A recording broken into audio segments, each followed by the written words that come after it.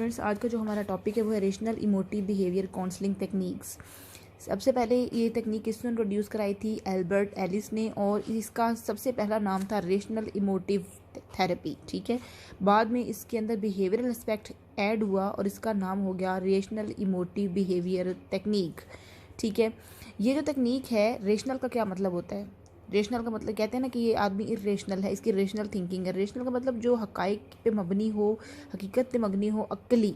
ठीक है, और इरेशनल यानी जिसकी कोई तुक नहीं होती, इसकी कोई मंतक नहीं होती।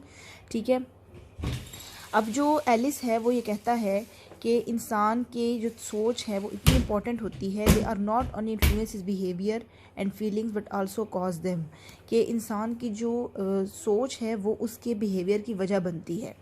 ठीक है, जो सोच है वो जो जिस तरह हम सोचेंगे वैसा ही हम बिहेव करेंगे। ठीक है, similarly behaviour influence person thinking and feeling, इसी तरह जिस तरह हम बिहेव करते हैं वो भी हमारी सोच पे असरअंदाज होता है। ठीक है, यानी कि सोच जो है वो हमारे बिहेवियर को इन्फ्लुएंस करती है और हमारा बिहेवियर भी हमारी सोच को इन्फ्लुएंस करता है। ठीक है, हम उस पर असरअंदाज होता है। Hence it is thinking that gives rise to emotional problems, कि हमारी सोच जो है उससे हमारी जो है इमोशनल प्रॉब्लम्स जो है वो क्रिएट होती हैं।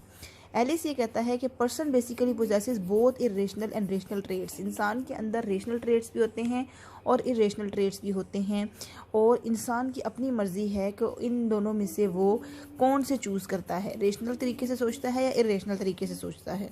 ठीक है, he thinks that person adopting rational behavior has an effective and constructive approach, जिस इंसान का जो रेशनल अप्रोच इख्तियार करेगा उसके पास कंस्ट्रक्टिव अप्रोच है, यानी वो कुछ ना कुछ पॉजिटिव तरीके से कुछ ना कुछ हासिल कर लेगा।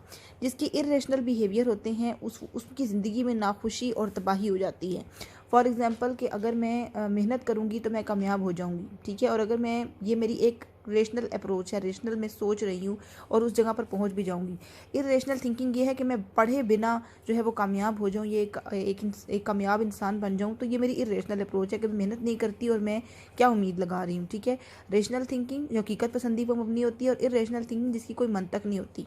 ठीक है, अच्छा, अब इसमें यह है कि जो इंसान इरेशनल थिंकिंग इख्तियार करेगा, जाहिर है कि वो उसी तरह बिहेव करेगा और उसी तरह उसको प्रॉब्लम्स भी फेस करनी पड़ेंगी।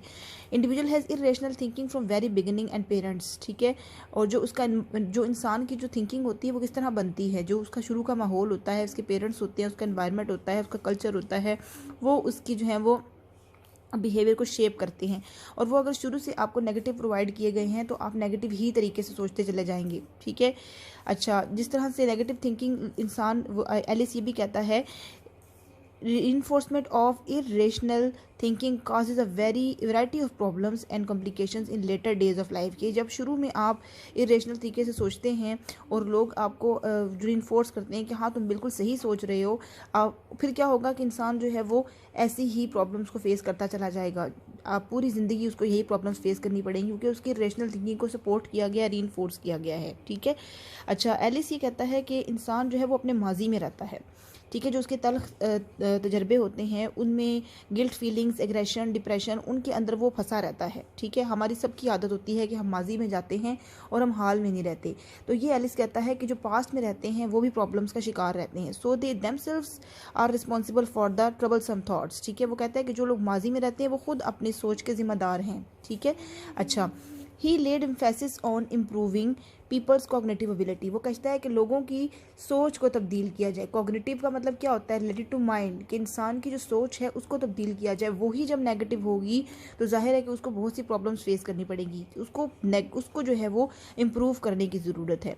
ठीक है, they should focus their mind on the present rather than the past, कि इंसान जो है वो अपने हाल में रहे ना कि माजी में। ठीक है, pre occupation with the past arrest the psychological development, कि जब इंसान माजी में रहता है तो उनमें जब उस पर माजी गालिब आया रहता है तो क्या होता है कि वो उसकी साइकोलॉजिकल डेवलपमेंट रुक जाती है, and weakens his ability to deal with failures and thus he comes to frustration soon.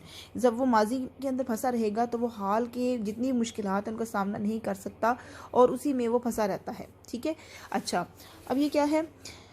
Alice theory is in fact based on this dictum of Greek philosophers Epictetus, that people are reduced to worry not by events but by their personal interpretation of events, कि वो ये Epictetus ने कहा था कि इंसान जो है वो परेशानी का शिकार इसीलिए होता है हालात वाक़यात की वजह से नहीं, बल्कि उनकी तर्जुमानी जिस तरीके से वो करता है वाक़यात की, उसकी वजह से फंसा रहता है। कि जिस तरह आप इवेंट्स को लेते हैं, आपकी सोच पर डिपेंड करता है आप उनको नेगेटिवली इंटरप्रेट कर रहे हैं या पॉजिटिवली इंटरप्रेट कर रहे हैं।